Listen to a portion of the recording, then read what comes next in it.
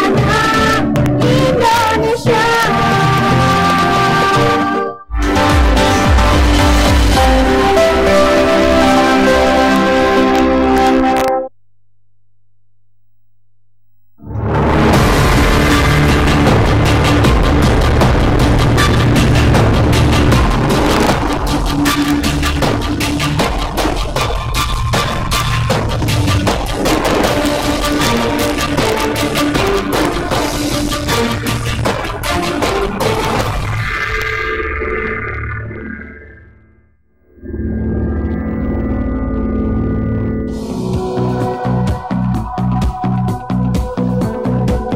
Obat tradisional merupakan warisan budaya yang secara turun-temurun perlu dilestarikan, dikembangkan, dan dilindungi guna memajukan kesejahteraan masyarakat.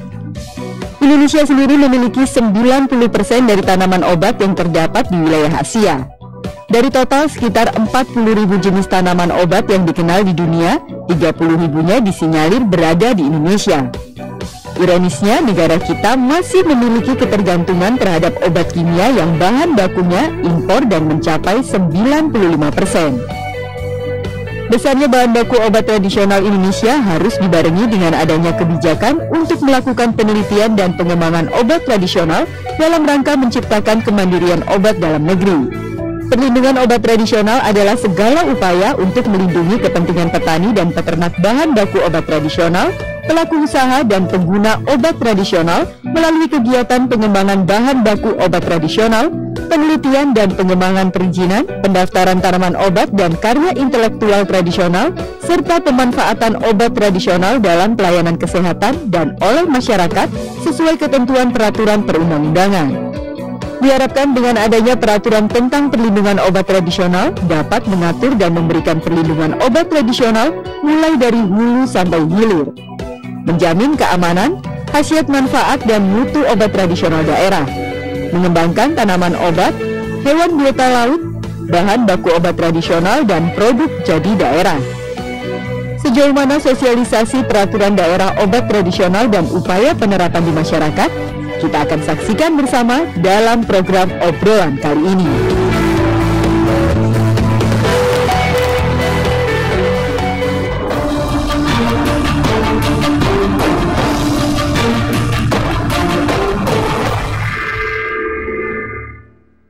Assalamualaikum warahmatullahi wabarakatuh. Selamat sore pemirsa TVRI dimanapun Anda berada. Senang sekali sore hari ini kita dapat berjumpa dalam acara obrolan. Pemirsa, kalau kita berbicara tentang obat tradisional, ini merupakan obat khas Indonesia yang secara turun-temurun diwariskan oleh nenek moyang kita, yang tentu saja ini perlu adanya pelestarian dan juga perlindungan untuk obat tradisional ini untuk dapat selalu lestari dan bisa untuk mensejahterakan seluruh masyarakat Indonesia.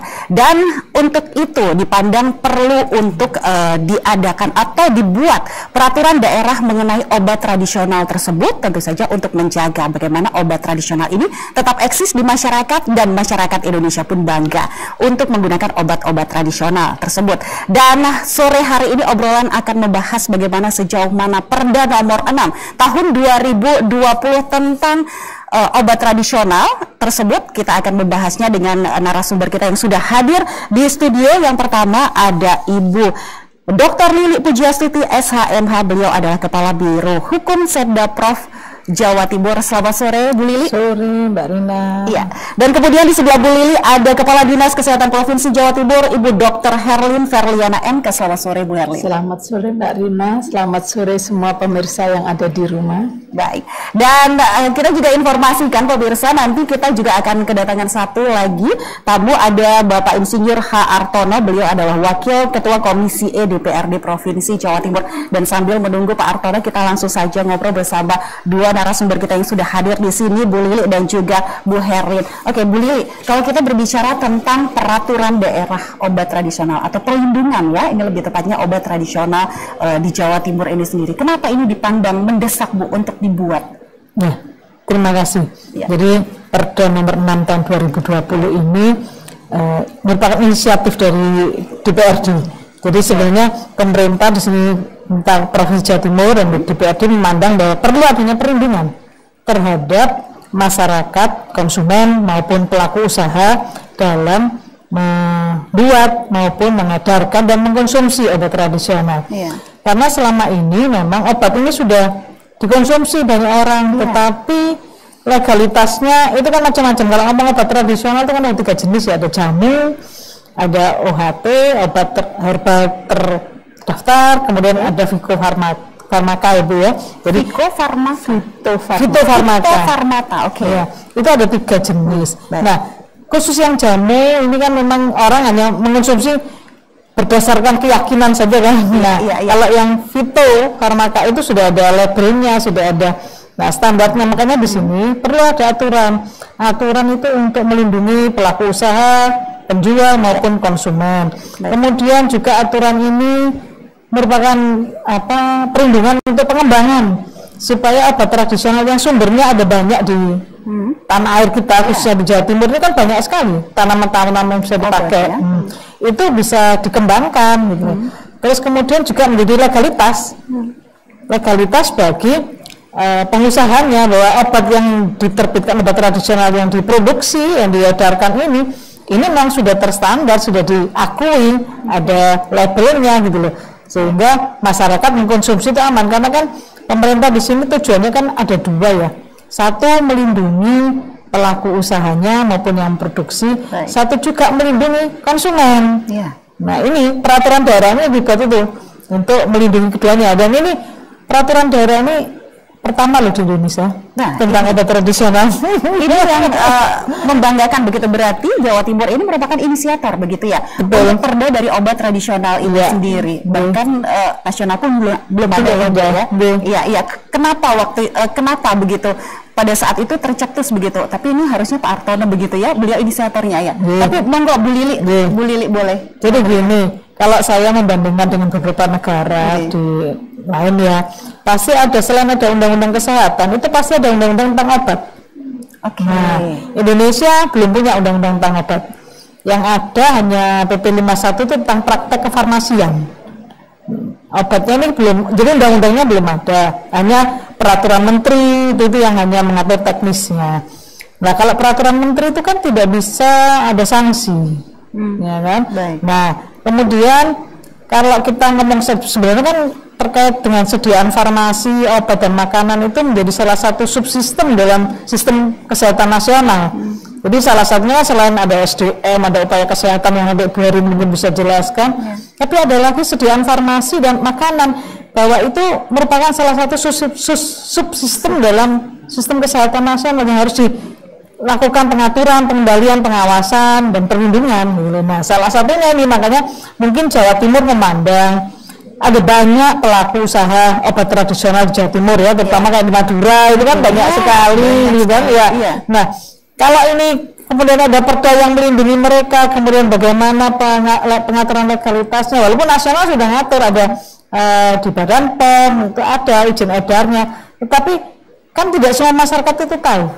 Disinilah nanti peran dari pemerintah daerah, provinsi maupun kabupaten kota bisa memfasilitasi pelaku-pelaku usaha yang kecil-kecil ini, yang obat tradisional itu bisa memenuhi standar yang telah ditetapkan. Jadi bukan berarti kita itu mendahului nasional untuk ngatur yang besar, itu enggak, tapi justru legitimasinya kepada pemerintah daerah untuk memfasilitasi pelaku usaha ini biar eksis, biar terdaftar, biar legal gitu loh. Itu jadi keyakinan saya sebagai ibu rumah tangga yang punya anak yang minum obat, nggak apa-apa, obat tradisional ini loh, itu karena sudah legal. Sudah legal. Ya, selama ini ada yang legal, bahkan ada yang belum ada izinnya. Itu yang khawatir. Karena memang satu belum tahu juga. Jadi akhirnya ya sebenarnya itu aman-aman saja, tapi karena tidak tertulis, jadi kita nggak yakin. Jadi nggak yakin dan was-was begitu ya, Bu Lili. Ya, oke. Baik. Dan selanjutnya sebelum kita ngobrol bersama Bu Herlin, tentu saja ini tamu kita yang berikutnya sudah hadir di sini, ada Bapak Insinyur Haji Artono. Beliau adalah Wakil Ketua Komisi E DPRD Provinsi Jawa Timur. Selamat sore Pak Artono. Monggo silakan Pak Artono. Ya. Sore Pak Artono. Iya, monggo Pak. Ya, Pak Artono.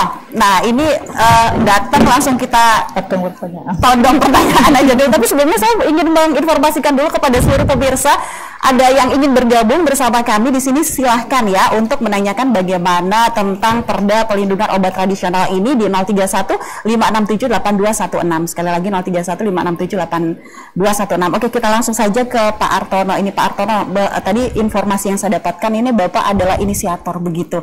Ini kenapa juga ini dipandang perlu Pak untuk membuat Perda Perlindungan dari Obat Tradisional ini sendiri? Monggo silakan Pak. Iya, mungkin tadi sudah disampaikan mungkin ya bahwa memang sejak sudah lama ini bahwa di Indonesia ini ketergantungan terhadap obat-obat kimia. Ya. Dan celakanya obat kimia yang dipakai oleh masyarakat di Indonesia ini 95 import itu. Bahan bakunya import. Sedangkan kita sendiri tahu bahwa kita mempunyai banyak sekali bahan baku obat tradisional. Bahkan kalau tidak salah ini 30.000 di antara 40.000 bahan baku obat tradisional ini 30.000-nya ada di Indonesia. Itu mungkin tadi sudah disampaikan sama Bu Herlin. Nah, untuk itulah maka kami di DPRD Provinsi Jawa Timur ini mencoba untuk bagaimana supaya bahan baku ini betul-betul bermanfaat itu. Karena yang sudah diketahui dari 30.000 itu masih hanya 7.500 yang ada khasiatnya dan hampir 1.000-an lah, 1.200 yang sudah dimanfaatkan. Masih banyak yang belum dimanfaatkan. Belum optimal. Dan kita mempunyai UPT miliknya Dinas Kesehatan itu Materia Medika. Dari provinsi juga kita mempunyai Balitbank. Nah, ini harusnya bekerja sama bagaimana membantu UKM-UKM yang ada di Provinsi Jawa Timur ini untuk melakukan penelitian. Baik. Karena hal yang paling mahal di dunia usaha ini adalah penelitian. Gitu. Kan kebanyakan orang hanya ikuti ya, mitu aja. Orang bikin ini, ikut bikin ini kan begitu. Nah, seandainya pemerintah ini betul-betul bisa membantu masyarakat atau membantu pengusaha-pengusaha kecil obat tradisional ini untuk meneliti dan mengembangkan bahan baku yang ada di Indonesia ini, insya Allah perekonomian di Jawa Timur ini akan meningkat karena semua pengusaha-pengusaha obat tradisional ini mempunyai bahan yang sudah jelas bisa bermanfaat. Itu yang utamanya itu di situ sebenarnya kita membuat perda tersebut ini. Jadi yang kita lakukan ini adalah bagaimana melindungi obat tradisional ini, kemudian bagaimana juga kita bisa memberikan bimbingan kepada pengusaha-pengusaha obat tradisional, terutama yang usaha kecil menengah ini. Walaupun dalam tanda kutip memang sulit, di perizinan itu tidak mudah gitu, karena banyak aturan di situ gitu. Nah, misalkan mau ke UKOT saja harus ada tenaga khusus kefarmasian. Nah, kefarmasian ini kalau misalnya usaha kecil menengah mau merekrut seorang tenaga farmasi dengan yang sudah jadi apoteker ini 5 juta ke atas ini namanya. Gajinya salary. Sedangkan dalam proses perizinan ini butuh waktu lama. Nah, seandainya waktu untuk izin ini sampai keluar izin dari POM TR itu butuh waktu 1 tahun, ya tinggal ngalikan aja 5 juta kali 1 tahun khusus untuk tenaga apoteker saja. Usaha kecil menengah tidak mungkin bisa seperti itu.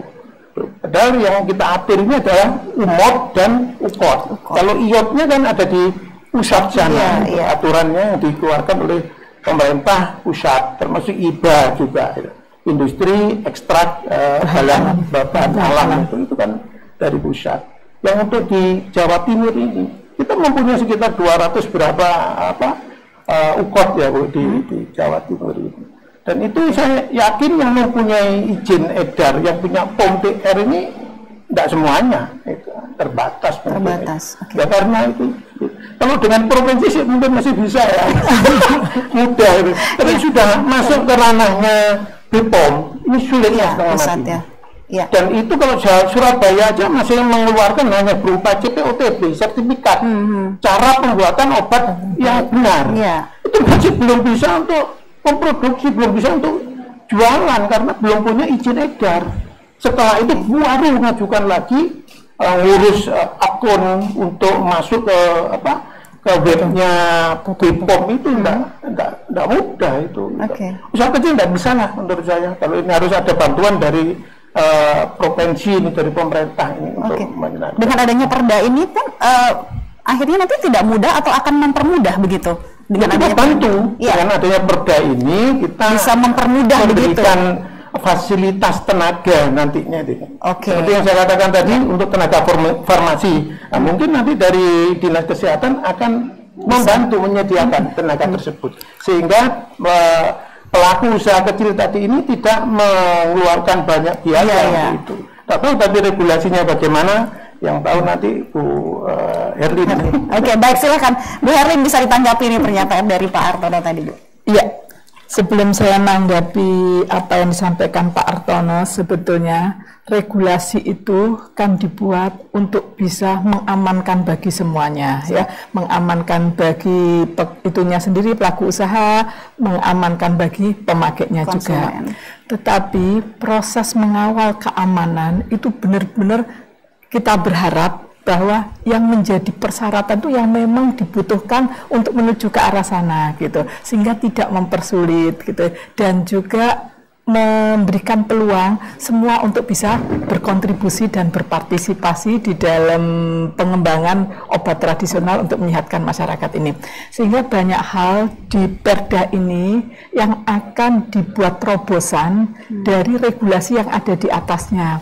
Seperti yang disampaikan Pak Artono tadi, bahwa harus ada seorang ahli farmasi pada usaha-usaha UKOT di level-level yang mungkin produksinya itu pendapatannya tidak sampai 5 juta dan harus membayar 5 juta. Nah, ini kita sudah beberapa kali berdiskusi, mungkin nanti ada semacam pembina dari seorang ahli farmasi ini untuk bisa mengawal supaya produk-produk itu rohnya kan dengan adanya ahli farmasi, maka akan terkawal dengan baik produk-produk yang akan dihasilkan. Tapi tidak harus satu usaha itu dengan satu orang tenaga farmasi. Nah, ini yang akan kita bentuk dengan adanya payung Perda ini. Ini banyak sekali hal-hal yang akan bisa dilakukan di Jawa Timur untuk bisa memadukan antara keinginan berupaya dan keamanan produk dari yang dihasilkan. Itu nanti akan kita kombinasikan. Oke, baik. Bu, kalau kita melihat sendiri ya, di Jawa Timur sendiri kan peredaran obat tradisional ini sudah lama begitu beredar di masyarakat, dan tentu saja ada yang ada izinnya, ada yang belum, seperti yang dikemukakan Pak Artono tadi, bahwa yang usaha-usaha kecil tadi masih keberatan untuk membayar ahli farmasi tersebut untuk mendapatkan izin. Nah, ini seperti apa, Bu, selama ini begitu untuk teman-teman yang atau produsen-produsen dari obat tradisional sendiri selama ini, untuk mereka tetap eksis begitu sampai saat ini? Ya, seperti yang saya katakan tadi, memadukan antara semangat berusaha, mencari peluang-peluang gitu untuk bisa berbuat sesuatu yang dibutuhkan, dengan yang lainnya lagi adalah semangat orang untuk tetap menyehatkan badannya, itu harus kita padukan gitu ya. Salah satu diantaranya adalah mewajibkan setiap pelaku usaha untuk melakukan satu proses izin operasionalnya. Setelah barangnya jadi, maka harus ada izin edar. Nah, cuman di lapangan ternyata prosesnya tidak gampang. Prosesnya tidak gampang. Karena apa? Pak Artono ini pelakunya. Jadi Pak Artono ini pelakunya dan merasakan betapa tidak mudahnya ya, Pak gitu ya. Dan ini menjadikan kita juga sadar gimana bisa mengembangkan potensi-potensi tumbuhan yang sedemikian bagusnya ada di negeri kita, di Jawa Timur juga khususnya, dan itu apabila dikelola dengan baik mampu memberikan kemanfaatan. Tetapi kalau kita juga tidak bisa mengawal mereka bisa berbuat yang maksimal, juga tidak ada artinya. Pohon-pohon, tumbuh-tumbuhan itu juga tidak ada artinya gitu ya. Sehingga sekali lagi saya mengucapkan terima kasih dengan adanya Perda ini memberikan peluang kepada kita semuanya untuk bisa memudahkan kalau memang itu bisa kita upayakan untuk dimudahkan gitu ya. Tetapi mutu tetap menjadi sesuatu yang harus dikawal dengan baik. Oke, Bu Lili, tampaknya ada yang ingin ditanggapi begitu dari pernyataan Pak Hartono dan Bu Herlin tadi, Bu Lili. Iya, gini saja. Karena tadi Pak Hartono sudah sampaikan Bu Herlin bahwa untuk ngurus izin itu kan susah. Karena memang susahnya itu bukan karena hanya peraturan, kalau peraturan, tetapi memang kemampuan.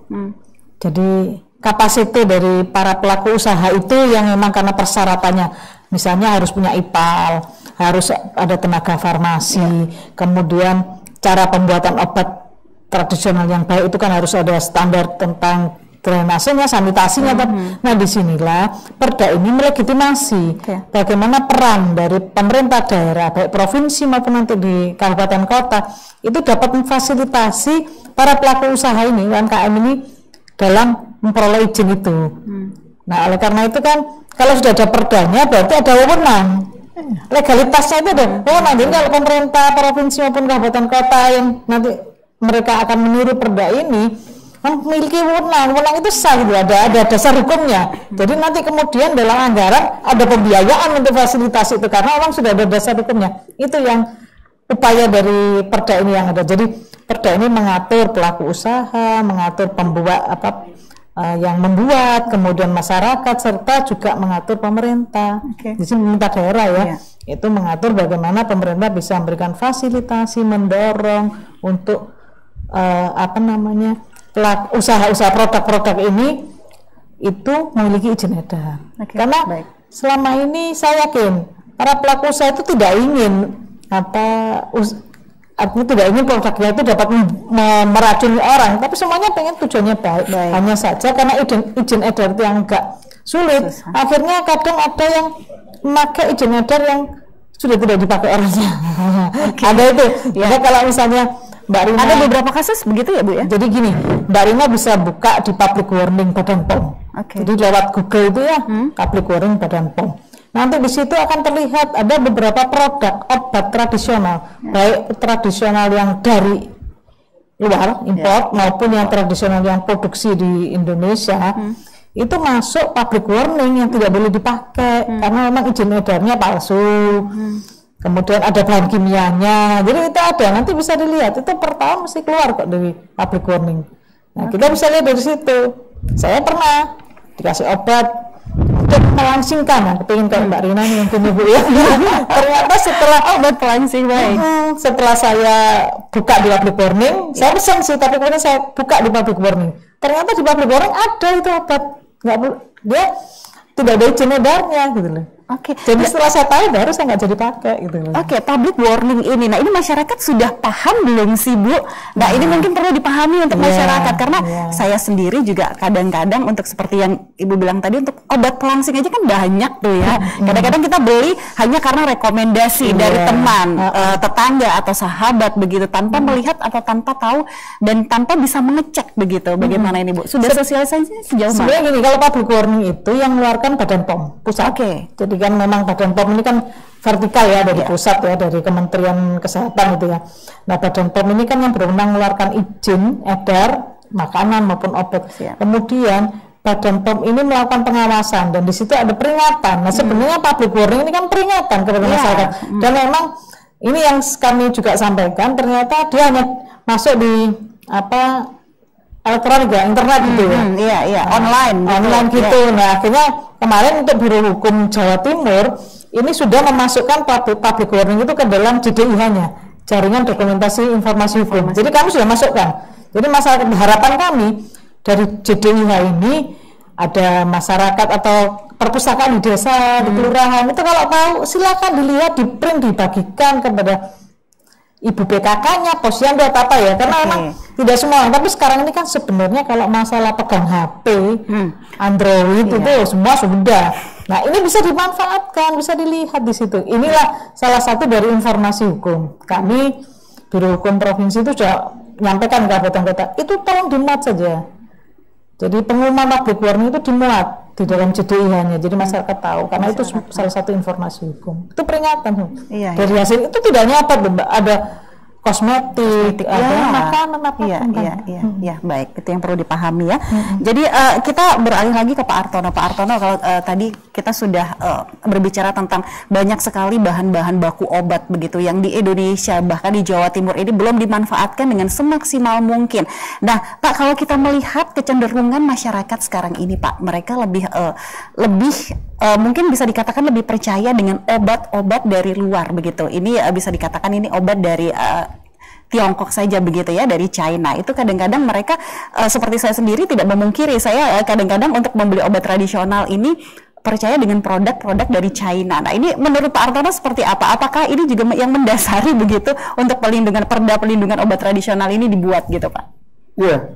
Jadi sebenarnya masalah kepercayaan masyarakat itu kan memang ada semacam sosialisasi atau promosi ya dari masing-masing produsen itu. Dengan kita di Indonesia ini masih belum begitu banyak produsen untuk obat tradisional ini.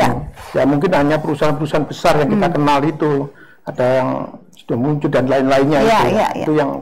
Sedangkan yang kecil-kecil ini banyak yang tidak bisa melakukan promosi iklan, yang karena iklan itu biaya mahal itu. Nah, itulah sebenarnya pemerintah juga hadir di situ nanti atau lewat di Perindak atau di koperasi UKM untuk membantu usaha-usaha kecil yang memproduksi obat-obat tradisional itu. Jadi masalah keamanan itu saya kira kita mungkin lebih ketat daripada yang dari luar negeri. Kita tidak tahu orang mendatangkan dari luar negeri obat tradisional ini apa betul-betul sudah melalui BPOM-nya sana, kita tidak tahu gitu. Iya, betul. Tapi kalau yang di sini kan memang diawasi sangat ketat gitu. Harusnya masyarakat lebih percaya keamanan, menjamin keamanannya. Setelah itu kemudian ada penelitian untuk menjamin khasiat manfaat. Setelah itu baru mutunya itu diawasi oleh BPOM lewat izin edar tersebut. Karena sebelum izin edar harus ada sertifikat cara pembuatan obat tradisional yang benar itu. Jadi ketat sekali itu. Dan ini bolak-balik, tidak langsung kita ngajukan langsung diterima, tidak. Dilihat melihat ya. Kalau misalkan kita mencantumkan khasiat, kemudian kita tidak bisa menunjukkan penelitian atau jurnalnya siapa yang pernah meneliti ini, tidak diterima. Kita ini sebagai pengusaha obat, usaha kecil obat tradisional sudah harus mampu melihat jurnal. Ya apa sebenarnya itu? Itu S3 itu, S2, S3 itu. Kita setiap petugas di kuliah S3 itu mesti mereview jurnal macam-macam ini. Ini diminta oleh BPOM. Jurnalnya mana yang menunjukkan bahwa ini khasiatnya ini. Kalau usaha kecil menengah bisa enggak mungkin lah gitu. Nah, inilah peran kita di provinsi, di pemerintah ini membantu mereka itu. Untuk mengadakan pendampingan begitu ya, Bu Lili. Iya. Kalau kita berbicara tentang penelitian sendiri, bagaimana Ibu untuk penelitian dari obat tradisional ini sendiri? Bagaimana Bu Herlin? Ya, jadi kita semuanya ini ingin mengeksiskan ya. Jadi kebiasaan dari kita semuanya bahwa untuk selalu sehat banyak upaya yang harus kita lakukan. Jadi semua masyarakat kan kita itu berupaya untuk tetap sehat. Nah, pilihannya ternyata obat tradisional itu cukup tinggi menjadi pilihan masyarakat kita untuk selalu bugar gitu ya, atau menjadikan pilihan masyarakat kita untuk bisa mengcombine ya, jadi obat-obat yang sudah didapat dengan obat-obat tradisional yang ada dengan harapan agar dia tetap sehat. Nah, di sini tadi tadi kaitannya dengan penelitian, maka apa yang menjadi harapan masyarakat, itu harus kita buktikan dengan ilmiah. Maka obat tradisional itu terbagi menjadi 3 ya. Jadi satu adalah terkait dengan jamu. Jamu ini khasiat dan keamanannya dibuktikan secara turun-temurun. Dari minum temulawak itu nanti menyebabkan kita doyan makan, dan itu kita dapatkan secara turun-temurun, dan itu jumlahnya sudah sangat banyak, sekitar hampir 10.187 jamu yang terdaftar yang ada di tempat di Jawa Timur ini ya, ada sekian jamu yang ada. Lalu yang kedua adalah kita naik lagi tingkatannya ya, dari tadi jamu-jamu itu apabila keamanan dan khasiatnya itu sudah bisa dibuktikan secara ilmiah, ini kan penelitian lagi ya, dibuktikan secara ilmiah gitu, dan dilakukan uji praklinik, maka itulah yang kita masukkan di kelompok fitofarmaka. Jadi kelompok fitofarmaka ini adalah obat-obat tradisional yang sudah dilakukan penelitian gitu ya secara ilmiah dan sudah diuji cobakan praklinik. Jumlahnya tidak banyak, baru 78 dari obat-obat. Padahal kita kan punya sedemikian banyak bahan-bahan yang itu ya, itu 78. Lalu kita naik lagi dari obat-obatan yang tadi sudah dibuktikan penelitiannya secara ilmiah, baik keamanan dan maupun khasiatnya, serta sudah diuji cobakan praklinik dan klinik. Praklinik dan klinik, masuklah nanti ini obat-obatan fitofarmaka. Tadi obat herbal tradisional ya, obat herbal tradisional OHT. Lalu ini adalah fitofarmaka ya. Jadi ada 3 kelompok. Jadi kelompok jamu tadi turun temurun, lalu yang sudah dibuktikan secara ilmiah gitu ya, OHT, obat herbal tradisional, lalu yang sudah diuji cobakan baik secara praklinik maupun secara klinik. Dan semuanya ini harus melalui sertifikat dan sudah mendapatkan sertifikat cara membuat obat tradisional yang baik tadi. Jadi memang ketat sekali dalam rangka untuk mengamankan masyarakat kita.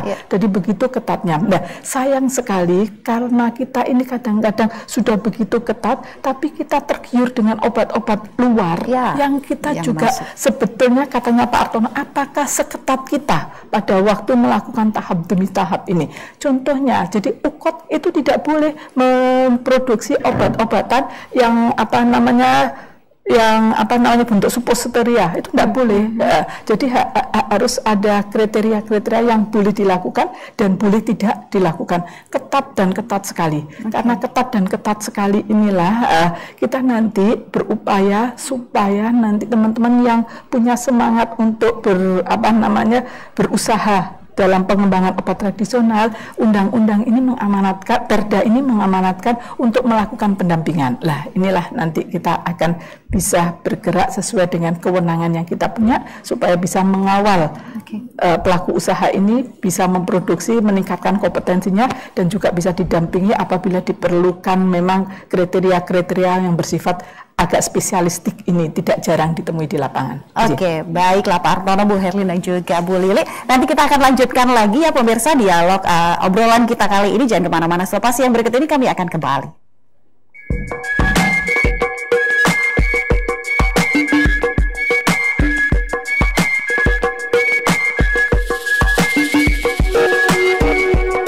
Keindahan,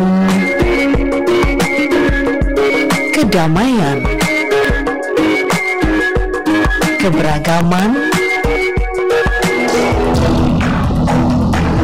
Assalamualaikum warahmatullahi wabarakatuh. Shalom. Om Swastiastu. Hanya kebajikan Tuhan berkenan. Wida Tonghen. Namo Buddhaya. Salam damai dalam Kristus.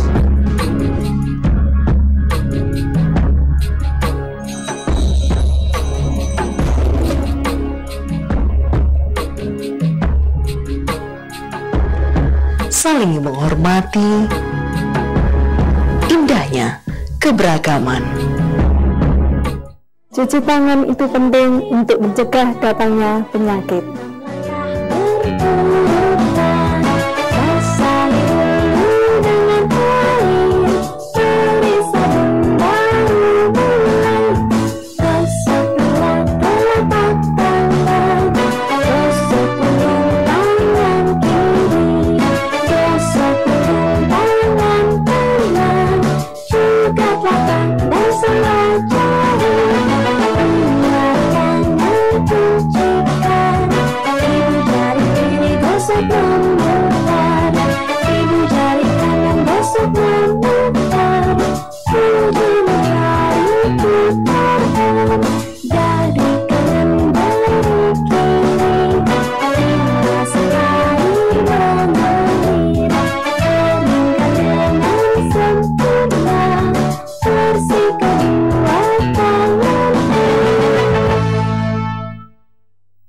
Mudah kan mencuci tangan? Dipersembahkan oleh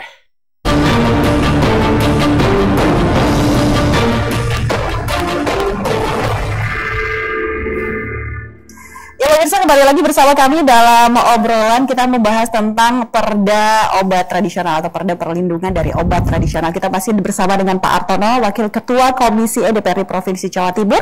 Kemudian ada Bu Erlin juga, beliau adalah Kepala Dinas Kesehatan Provinsi Jawa Timur, dan juga Bu Lili, Kepala Biro Hukum Setdaprov Jawa Timur. Oke, kita ke Bu Lili kalau berkaitan tadi dengan yang sudah diutarakan dari Bu Erlin begitu ya, tentang penelitian begitu dikaitkan dengan hak kekayaan intelektual ini Bu. Ini kan banyak juga teman-teman yang mungkin produsen-produsen obat di daerah ini yang belum paham untuk mendaftarkan dirinya untuk mendapatkan hak kekayaan intelektual tersebut begitu. Bagaimana Bu Lili?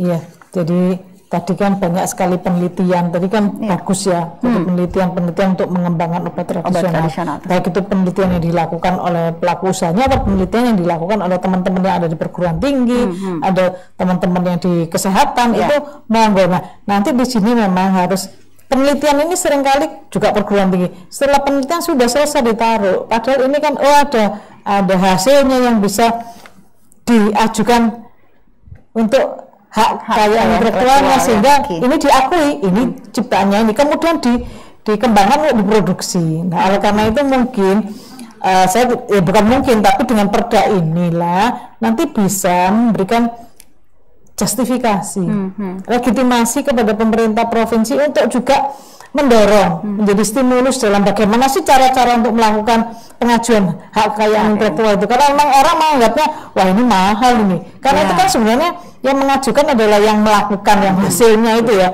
Tapi karena saya bisa membeli tapi nggak tahu atau biayanya mahal atau bagaimana caranya, disinilah mungkin nanti bekerja sama dengan perguruan tinggi, bekerja sama dengan pemerintah provinsi ini bisa memberikan fasilitasi untuk melakukan itu. Peluang sedang tadi yang ditanyakan terkait dengan peluang orang, kenapa sih kok senang milih obat yang luar, obat tradisional yang dari luar? Itu karena pertama juga sebenarnya obat tradisional dari luar kalau masuk ke Indonesia, kalau secara hukum normatifnya dia juga harus punya izin edar dari Badan POM gitu ya. Cuman kadang itu kita nggak tahu judulnya, tulisannya kan sudah asing ya. Kadang-kadang tulisannya tulisan yang nggak tahu jelas, kita nggak bisa baca, tapi percaya ya karena katanya orang ini. Nah, ya karena rekomendasi itu tadi Bu. Tapi yang saya contohkan tadi, saya juga dikasih rekomendasi itu obat itu dari Amerika Bu Lili, herbal. Saya bisa turun berapa kilo gitu kan. Iya ya, memang saya lihat 2 minggu aja ya langsing. Makanya terus saya coba, saya beli, saya pesen, tapi karena saya kebetulan meneliti tentang obat itu, tentang perizinan di kefarmasian, saya buka public warning, dan semua ibu-ibu atau bapak ibu, mas-mas, mbak-mbak ini yang punya HP Android bisa lewat Google-nya itu ditulis saja public warning Badan POM, keluar sudah. Kita mau cari apa, keluar obat kuat atau obat apapun lah, ada semua di situ. Jadi mudah, cuman kita belum tahu, mungkin ini perlu disosialisasikan, disampaikan kepada masyarakat supaya bagaimana caranya. Karena dengan banyaknya orang itu obat sekarang, COVID pakai obat ini gitu kan, saya sembuh kok. Sekarang masih orang itu semua kalau sakit pengen sembuh. Jadi diberitahu informasi apapun dan pengalaman testimoni dari orang lain itu sembuh, dia pakai sudah. Sama, saya kemarin juga seperti itu. Nah, kan?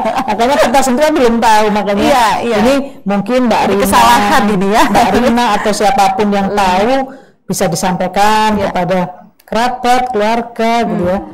Cara-cara apa obat-obat yang sama di situ sebenarnya. Kalau misalnya obat tradisional yang dari luar, itu distributornya siapa? Itu ditulis juga di situ di public warning. Jadi LPT ini nggak boleh karena izin edarnya palsu, nggak apa-apa. Itu ditulis kok sebenarnya. Jadi kita ya sering-sering lah jangan buka WA aja lah atau berita hoax, tapi baca juga berita yang seperti itu. Ini peringatan buat kita semua ya, gitu, terutama saya juga nih yang suka beli obat tapi hanya karena rekomendasi teman, sahabat dan kerabat begitu. Jadi kita bisa lihat nih bagaimana obat tersebut, langsung buka aja public warning begitu ya Bu. Badan POM. Nah sekarang kita lanjut ke Bu Herlin. Nah Bu Herlin, kalau kita berbicara lagi kembali ke obat tradisional ini sendiri, nah pelayanan kesehatan yang menggunakan obat tradisional ini sudah di mana saja Ibu sampai saat ini? Ya, ini sebetulnya kita sudah menangkap bagaimana keinginan masyarakat. Jadi sebetulnya kita ini mulai sadar kembali ke alam adalah menjadi sesuatu gitu. Karena kita tahu sendiri bahwa tidak ada satupun obat yang non alam ini yang tidak mempunyai efek. Tentu mesti ada efek-efek negatif, tetapi tentu efek positifnya jauh lebih besar. Tetapi untuk kembali ke alam dengan obat-obat tradisional yang memenuhi standar itu jauh lebih aman bagi tubuh seseorang. Jadi sebetulnya masyarakat kita itu sudah bagus. Ayo kembali ke alam. Untuk kembali ke alam ini kita harus mengawal dengan baik gitu ya, bahwa produk-produk yang menyatakan dirinya sebagai obat tradisional itu benar-benar adalah obat yang alam, tidak dicampuri dengan bahan-bahan kimia yang lain, supaya nanti benar-benar masyarakat memperoleh hasilnya dengan sebaik-baiknya. Jadi ini yang menjadi titik poin di dalam menyehatkan masyarakat. Nah, untuk itu maka semua fasilitas pelayanan kesehatan tingkat pertama puskesmas itu kita sudah meminta untuk ada satu poliklinik terkait dengan pengobatan tradisional. Mulai dari akupresur, pijat itu ternyata luar biasa, itu yang tindakan. Lalu bagaimanakah mengoptimalkan tanaman obat keluarga yang ada di masing-masing rumah untuk bisa dipakai menyehatkan tubuhnya. Itu juga sudah mulai ada. Bahkan racian-racian itu juga sudah mulai kita optimalkan di pelayanan kesehatan. Tetapi obat-obat yang masuk di dalam fasilitas pelayanan kesehatan adalah obat-obat yang sudah dilakukan penelitian, sudah dilakukan uji penelitian baik itu di puskesmas maupun di rumah sakit, sehingga nanti ada pelayanan pengobatan integrasi. Integrasi itu adalah gabungan antara pengobatan konvensional dengan pengobatan tradisional. Itu digabung. Jadi ada namanya poliklinik tradisional. Di rumah sakit Sutomo ada gitu ya. Jadi di beberapa rumah sakit sudah mengkombinasikan antara pengobatan konvensional dan pengobatan tradisional. Itu yang dilakukan oleh tenaga-tenaga ahli yang di bidangnya. Jadi situ sudah ada tenaga-tenaga yang lulusan Batra, ada tenaga-tenaga yang memang punya keahlian-ahlian di dalam pengobatan tradisional, dan obat-obat yang digunakan adalah obat-obat yang sudah lolos dari penelitian ilmiahnya tadi, baik itu uji praklinik maupun yang sudah uji klinik. Itu sudah diterapkan. Jadi sekarang sudah diterapkan begitu di beberapa fasilitas kesehatan begitu pelayanan kesehatannya. Baik Ibu. Nah itu penerapan tersebut sudah ada beberapa wilayah di Jawa Timur sendiri, bagaimana Ibu? Sudah ada berapa wilayah yang menggunakan penerapan obat tradisional kemudian dikombinasikan dengan obat konvensional? Kalau di puskesmas gitu memang sudah ada namanya klinik tradisional. Semua puskesmas? Semua puskesmas. Di Jawa Timur ada namanya klinik tradisional. Klinik untuk pengobatan tradisional. Lalu di beberapa rumah sakit besar itu ada yang pengobatan komplementer memang khusus untuk tradisional, ada yang integrasi, jadi gabungan antara tradisional dan konvensional. Ini sudah mulai banyak rumah sakit yang melakukan ini jadi supaya untuk bisa mengkombinasikan. Harapan kita dengan berjalannya konvensional dan tradisional, yang menjadi kekhawatiran kita itu adalah betapa tingginya impor obat. Kita itu kan hampir 90% itu pakai obat impor. Nanti kalau ini tradisional ini bisa meningkat, maka kita suatu saat akan bisa menyeimbangkan. Jadi tidak semua obat-obatan itu adalah obat-obatan konvensional yang harus dari farmasi, tapi tradisional ini juga menjadi sebuah pilihan gitu. Ibu, Bu Herlin, betul tidak sih Bu ini pendapat di masyarakat begitu yang mengatakan bahwa obat tradisional ini memang tidak ada efek sampingnya, tapi untuk proses penyembuhan dia cenderung lebih lama dibandingkan obat konvensional atau obat yang dari medis. Bagaimana ini Bu?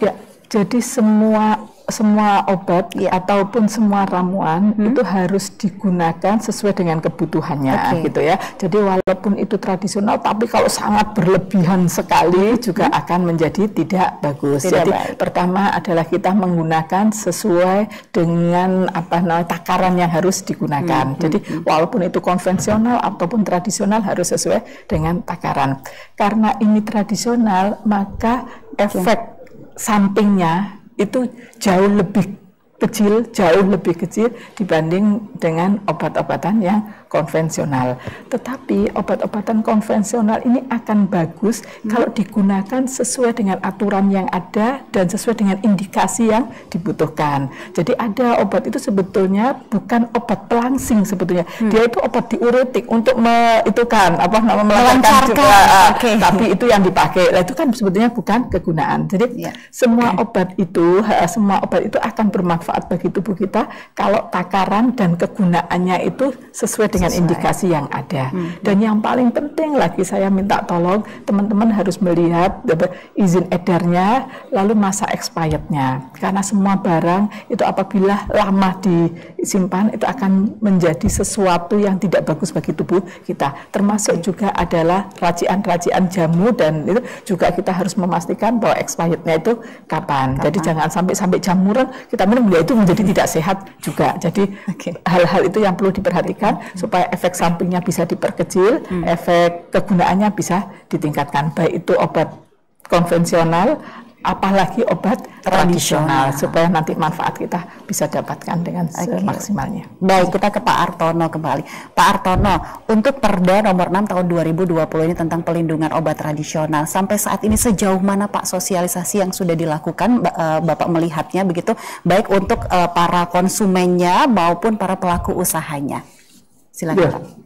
Sebenarnya ketika Perda ini sudah mulai diperdakan, kita melakukan sosialisasi ke masyarakat itu, bahkan di dapil-dapil sesuai dengan anggota dewan ini dapil mana itu juga melakukan sosialisasi kepada masyarakat sekitarnya ini untuk mengenalkan bahwa Provinsi Jawa Timur telah mengeluarkan perda tentang perlindungan obat tradisional yang ruang lingkupnya yaitu mengatur, kemudian memberikan perlindungan kepada obat tradisional mulai hulu sampai hilir gitu. Mulai dari bagaimana mengembangkan bahan bakunya, ya kemudian penelitiannya tadi itu.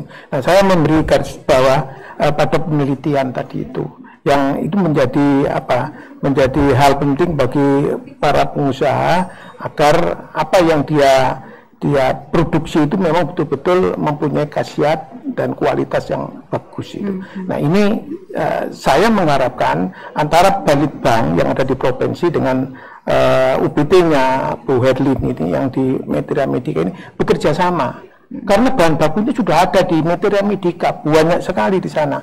Tumbuh-tumbuhannya obat itu sudah ada, tinggal mengembangkan saja.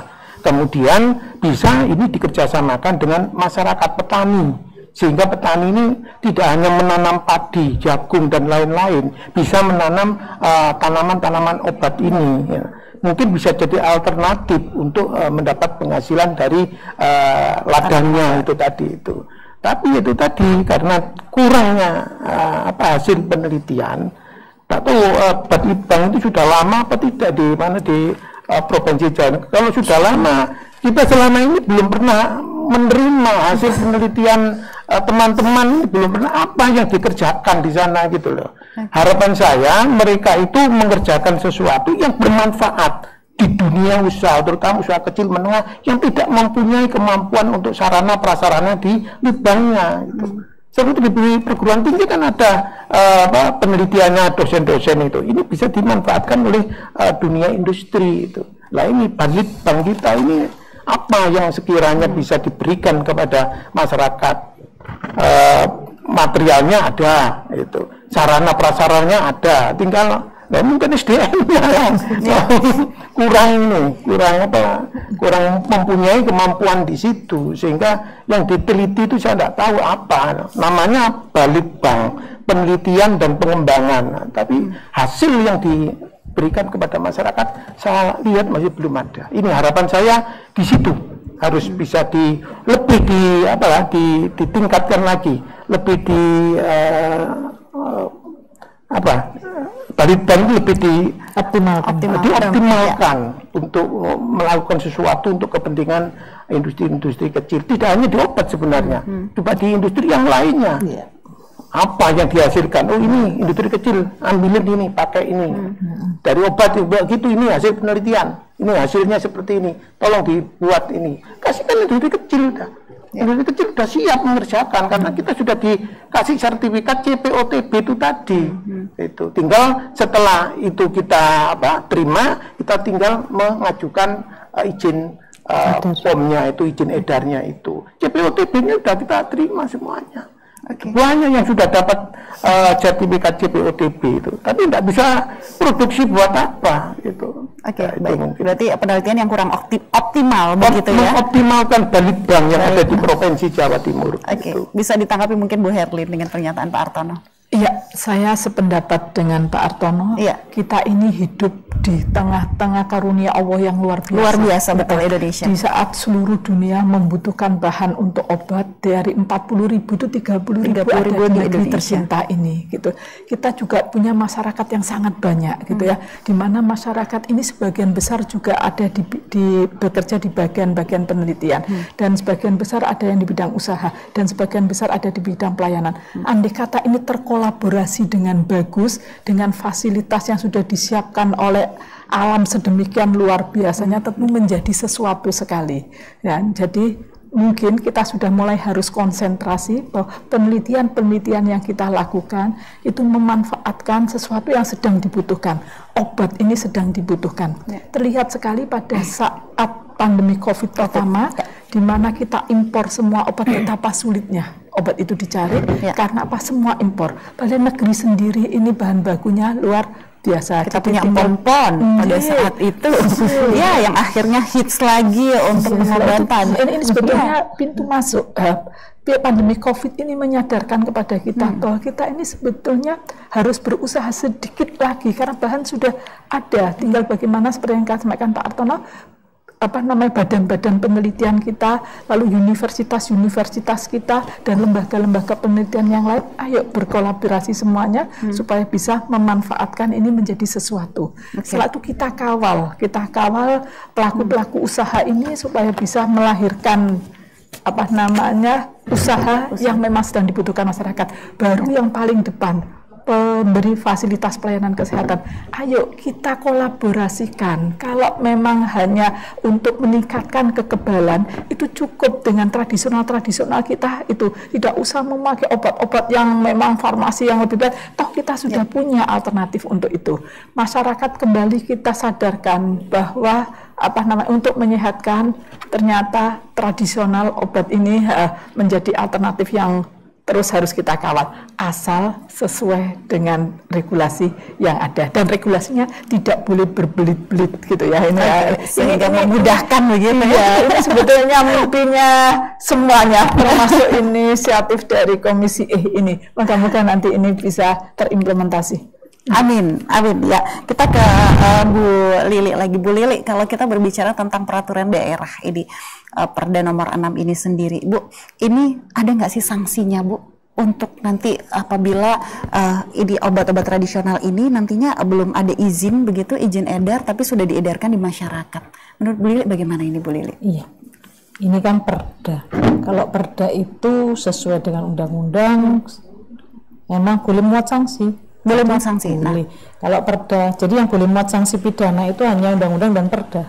Jadi yang lain itu nggak bisa, hanya sanksi administrasi. Makanya ini dibentuk dalam perda, ini ada sanksinya. Makanya mungkin nantinya sanksinya itu pertama itu tadi, orang yang tidak punya mengedarkan obat tradisional tanpa izin itu sebenarnya juga ada sanksinya. Izin itu kan saya pengedar aja, saya bukan membuat ya. Saya kan jualan toko obat itu kan harus ada izin untuk toko obatnya. Kemudian saya pelaku usaha yang membuat, saya punya izin usahanya, MIB ya sekarang ya. Kemudian untuk produknya punya izin edar, ya. Jadi yang banyak sih perizinannya. Tetapi sekarang ini kan dengan adanya Undang-Undang Cipta Kerja itu ada kemudahan-kemudahan. Nah, tadi mungkin harusnya nanti kami semuanya ini berkolaborasi dalam melakukan sosialisasi. Ini salah satu yang dilaksanakan Biro Hukum ini di TVRI ini lah, kita sosialisasi. Tapi nanti mungkin Bu Herlin, karena Bu Herlin ini Dinas Kesehatan, banyak kan, ini bisa sosialisasi lewat apa? Pak Artono tadi sudah sampaikan lewat dapil-dapilnya. Dan kebetulan sih kami Biro Hukum juga melakukan sosialisasi di daerah-daerah Pak, di kabupaten kemarin di Lumajang. Dan walaupun kita sosialisasi itu tidak hanya satu perda sebenarnya, mesti perda tentang apa, misalnya kemarin desa atau kelurahan yang sudah hukum, itu saya selipkan juga obat tradisional. Jadi pabrik goreng saya selipkan masuk. Jadi kita sosialisasi memang semua produk hukum yang mengikat kepada masyarakat, yang memberikan perlindungan kepada masyarakat. Kemudian apa sih normanya, kan ada norma larangan seperti tadi. Apa norma larangannya, perintahnya, setiap orang yang mengedarkan obat tradisional harus ada izin. Nah ini perintahnya begitu. Sehingga kalau dia tidak punya izin, ada sanksinya. Pertama sanksinya apa? Ya sanksi administrasi. Kalau pidana dalam perda ini hanya 6 bulan atau kurungan 6 bulan. Kurungan bukan pidana ya, atau denda 50 juta maksimal karena yang perda nggak boleh lebih dari itu. Tetapi yang kita kedepankan bukan sanksinya dulu, artinya bukan sanksi pidana tapi sanksi administrasi, peringatan. Kemudian bagaimana nanti pemerintah ini bisa memfasilitasi, saya memang nggak punya izin karena memang saya susah, maka kita bantu untuk bagaimana dia bisa mencapai izin tersebut gitu. Artinya di situ. Nah di sini juga peran dari masyarakat kalau menemukan obat tradisional maupun obat konvensional yang memang, jadi kalau kita bisa baca public warning tadi, kita tahu ada, ya sudah beritahu teman, beritahu tetangganya, beritahu saudaranya, jangan pakai itu. Terus kita sampaikan juga hati-hati loh, walaupun itu tradisional tapi produknya dari luar, bisa baca nggak? Ada izin edarnya nggak? Ya udah jangan dibeli. Nah inilah, jadi kita tuh tidak dipasarkan kepada Badan POM saja karena yang punya Badan POM, tapi itu susah. Badan POM itu Indonesia terus ngawasi seluruh ini kan nggak mampu. Maka masyarakat yang tahu, yang terus kemudian dinas ini juga ada ini juga ikut melakukan partisipasi. Terus tadi mungkin Bu Erin juga sampaikan nyimpen obat itu seperti apa sih? Kalau sudah expired daluarsa, saya juga sebagai ibu rumah tangga, kepala biro hukum, dokter, nggak ngerti nyimpen obat yang baik itu seperti apa, cara buangnya juga seperti apa juga nggak tahu. Ini perlu sosialisasi berarti untuk masyarakat begitu. Cara buangnya gimana? Apakah hanya dibuang saja? Itu loh, kita nggak tahu. Makanya itu juga perlu sosialisasi nanti. Mbak. Jadi sinergitas keseluruhan ya. Jadi tidak hanya dari pemerintah saja, begitu dari seluruh masyarakat begitu. Baik, terima kasih Pak Artono, terima kasih, dan Bu Herlin, terima kasih, Bu Lili, terima kasih. Mudah-mudahan obrolan kita sore hari ini bermanfaat terutama untuk seluruh masyarakat Indonesia ini dan pengguna obat tradisional dan seluruh produsennya. Mudah-mudahan kita bisa ketemu lagi nanti di lain kesempatan. Terima kasih. Bismillah, semoga bermanfaat untuk kita semua. Baik, terima kasih pemirsa sudah bersama kami kurang lebih 60 menit. Saya Rina Falevi undur diri. Wassalamualaikum warahmatullahi wabarakatuh. Selamat sore dan sampai jumpa.